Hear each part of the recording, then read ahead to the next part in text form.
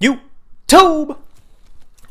Now, today, people, I fucking knew it.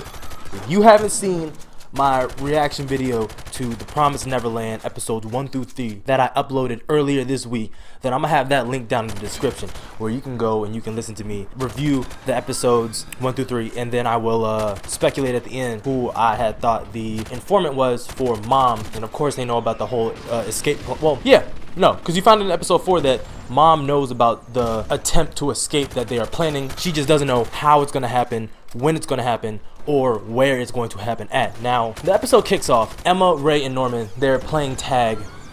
Well, no, they're not even playing tag yet. They kick off and they're talking. They're having another meeting about the plan and everything like that.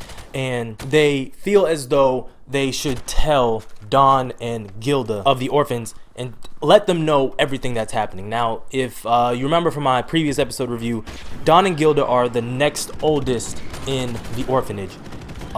Gilda, she's the girl with the glasses that I told you about, and Don, he is the black kid. They're the next oldest. I believe they're both 10 years old, and they feel as though that they should be let in on the information because they are going to need help getting all of the little kids out when it comes time to escape. So fast forward, they are playing tag again, and they're playing tag in groups because they want to practice for the actual escape. So what it's looking like is that they're going to try to escape in groups into the woods, into the forest, and so they pair off. Norman is leading one group, Emma is leading another group, and then you have Ray leading his group, and Ray is chasing them. From the looks of it, it looks like it panned out well. The kids are getting much better at evasion and much better at hiding and stopping and following directions. But I mean, nonetheless, you're still going to run into that problem that they're still little kids, and no matter how good they are, if they get spotted and they get chased, they're not outrunning full-grown human beings, and they're damn sure not outrunning demons when it comes down to it. I mean, you saw what happened the first time that they got chased. The kids got scooped up very easily. Even with the inclusion of Don and Gilda, 5 people aren't going to be able to save 30 little kids when it comes down to it. So that's an issue that they're going to have to address when it comes down into the later future. So moving on, Norman asks Ray, when will he be able to locate the tracking devices and be able to disable them? Ray says that it's going to take him about 10 days, and then Norman comes out of nowhere and is like, okay, then that's where we're going to plan the escape. So the escape is happening in 10 days, ladies and gentlemen.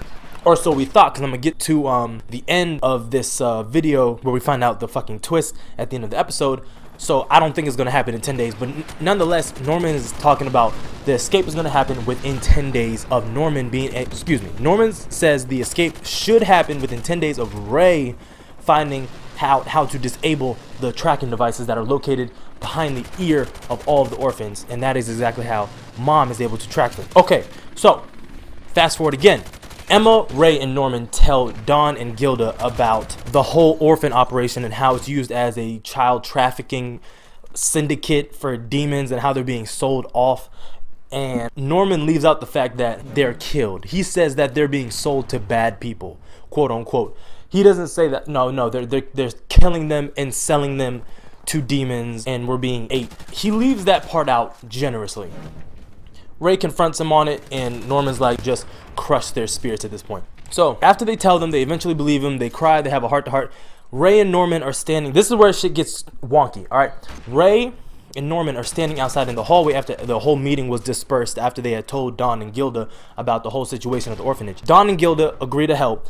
Then Ray and Norman have a separate meeting where it's just them two, and they're talking because Emma, Ray, and Norman suspect that there is still a leak, a mole amongst the orphans, and they suspect Emma, they don't want to suspect Emma, they suspect Don and Gilda as being the primary snitches of the group, just because they're the oldest and they're able to keep an eye on everybody as the next oldest in line. So Norman comes up with this plan. He says that he's going to tell Don that the rope that they're going to use to scale the wall is hidden under his bed, and then he says he's going to tell Gilda that the rope is hidden on the second floor bathroom in the ceiling under like one of the tiles, right? And then he goes on to say that that will help identify who the mole of the group is, because if they tell Mom that it's under his bed, then they know it's Don. They tell Mom that it's in the ceiling and the rope is gone, then it's Gilda. So at this point, only Ray and Norman know this plan, but Norman's a smart motherfucker. So look, towards the end of the episode, and we're at the end of the episode, they go and they check on the ropes. They check the bathroom first. Like I said earlier, Gilda knew that the rope was in the ceiling. They go, they check the second floor bathroom, the rope is still there. They move down to Norman's room, they look under his bed, the rope is gone. To anybody else, this would tell you that Don is the snitch, is the mole.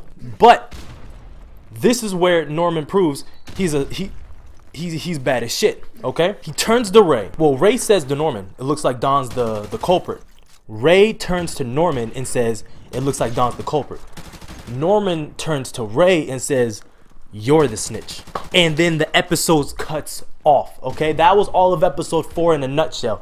Now let's expand this a little bit further outside the episode.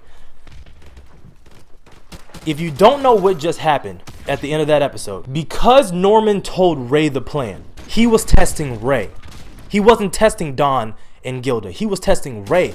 It could be really, realistically, it could really just be the oldest kids, okay? So of those 5. Let's exclude Emma and Norman from this list. That only leaves Ray, Don, and Gilda. Now, Ray was the only other person who knew the plan. Norman was going to tell Don and Gilda about the ropes. This is where it happens. Norman never told Don or Gilda where the locations of the rope was. He never did what he said he was going to do when him and Ray was having that discussion. Meaning that the only other person who could have known where the rope was Ray. It didn't matter where the rope was taken from. It could have been taken from the bathroom. It could have been taken from under his bed. Because Ray was the only other person who knew the location of the rope, no matter where Mom took the rope from, it could have only have been Ray. Because he never told Don or Gilda. That's all that it was. If neither one of them moved, then I guess he would have eventually have told Don and Gilda and saw which one of them took it from them. But that's not the case. So you see, Norman had this shit planned out to a T. And I said in the last episode, it could have really only have been... Well, no, I said it could have been Gilda, the girl with the glasses, because I felt that it could have been, because I don't think Don was around at the time. So that kind of excluded her. I'm sorry, Don's the man. That could have excluded him. Emma was talking with Gilda, and then they had that heart-to-heart moment, so it kind of discerned her, but at the same time, it was like, maybe. But Ray was definitely on the chopping board for me personally, because he is just a very slick dude, and he was against a lot of the things from the start. He wanted to just have them escape. But nonetheless, Ray's head's on the chopping board for episode 5. I'm going to love to see what's going to happen with this. I hope Norman can throw the hands. Ray looks like he can throw hands. Norman doesn't look like he can throw hands. I would have hoped he would have at least had Emma there to back him up if Ray decides to go Bruce Leroy on his ass and, you know what I'm saying, hit him with the 1-2, buckle his shoe. But nonetheless, very short. At least I think it's short. It's short. Nonetheless, everybody, that's all I have for this episode review of The Promised Neverland. Still a breath of fresh air. It's very interesting. I love whodunit shows and crime and mystery shows, so I'm going to follow this series all the way until the episodes run out. Then I'll probably hop into the manga reviews and then, you know, really catch up. But if you enjoyed the video, please drop a like on the video down below. Hit the subscribe button if you're new. Comment what you think is really going to happen to Ray or Norman in this episode, because I feel like it's all going downhill right now. But like always, keep it safe, wrap it tight. I'm out.